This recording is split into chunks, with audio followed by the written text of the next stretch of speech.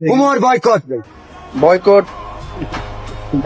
আমি ভাই জানি না। আর বিল্লালকে যদি কেঁদে ফেলে পিছন মেরে দর্শন করা হয় সেটার জন্য কি দায়ী থাকবে উমর? কারণ যে দর্শন করেছে তার টুনটুনিতে কি লেখা ছিল যে এটা উমরের fan follower? Umar boycott boycott আমি ভাই জানি না। বাকি 63 জেলায় মানবিক কাজে যে বাধা দেয় এই ঠাকুরগাঁওয়ের পোলাপানে উমর বলে দিচ্ছে। এখন ভাই কে চিন্তাই করছে এটা আমার ফলো রেখেছে গা। আচ্ছা, কেন বয়কট করা হয়েছে? উমরের ফ্যান ফলোয়ার মানবিক কাজে বাধা দিল এবং ছিনতাই করলো। আচ্ছা ঠিক আছে, আপনার মানবিক কাজে কে বাধা দিয়েছে? উমরের ফ্যান ফলোয়ার মানবিক কাজে বাধা দিল এবং ছিনতাই করলো। তো আপনাকে যে বাধা দিছে তার সাক্ষী কে? একটা রাত সাক্ষী এখানে সবাই। একটি জেলা বাদ দিয়ে কি বাকি 63 জেলার সরকার নাকি আপনি? কয় কি মানবিক কাজে বিল্লাল ভাইকে বাধা দিয়েছে উমর। এটার জন্য বিল্লাল ভাই তাকে 24 ঘন্টার মধ্যে একটা ওয়ার্নিং দিয়েছে। বাকি 63 জেলায় গাজীপুর ছাড়া তাকে বয়কট করা হয়েছে।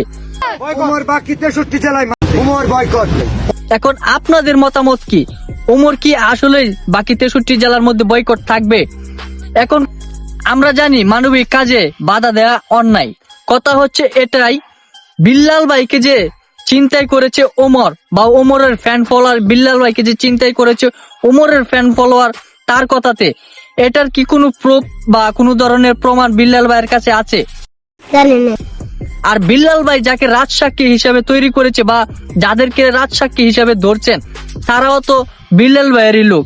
এখানে কোনো ধরনের প্রুফ বা কোনো ধরনেরই প্রমাণ নেই, তাহলে কিভাবে ওমরকে সে অন্যায় বা দোষী সাব্যস্ত করা হয়? উমরের ফ্যান ফলোয়ার মানবিক কাজে বাধা দিল এবং ছিনতাই করলো ঠাকুরগাঁওয়ে। একটা রাত সাক্ষী এখানে সবাই। এটা মানবিক কাজে বাধা দেওয়ার জন্য তার শাস্তি। উমরকে শাস্তি দেওয়ার আপনি কে? একটা রাত সাক্ষী এখানে সবাই। এমন সাক্ষী রাত পোহালে টাকার কাছে হাজারটাও বিক্রি হয়ে যায় এবং রাত পোহালে হাজারটা টাকার কাছে জন্ম নেয়। সঠিক বলেছেন। নেই কোনো সাক্ষী, নেই কোনো প্রমাণ।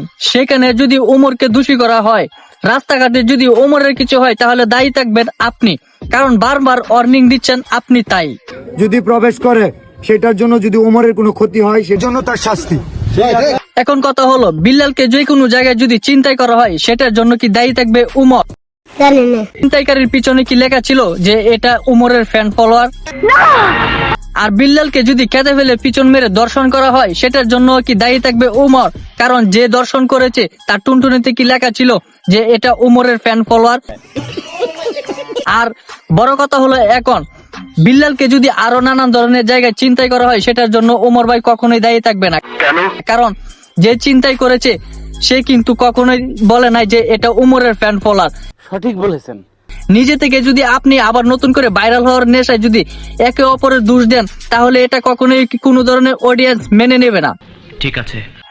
আচ্ছা যাই হোক, এটা কেউ সিরিয়াসলি ভাবে নেবেন না এবং এটা শুধু এন্টারটেইনমেন্টের জন্য বানানো হয়েছে।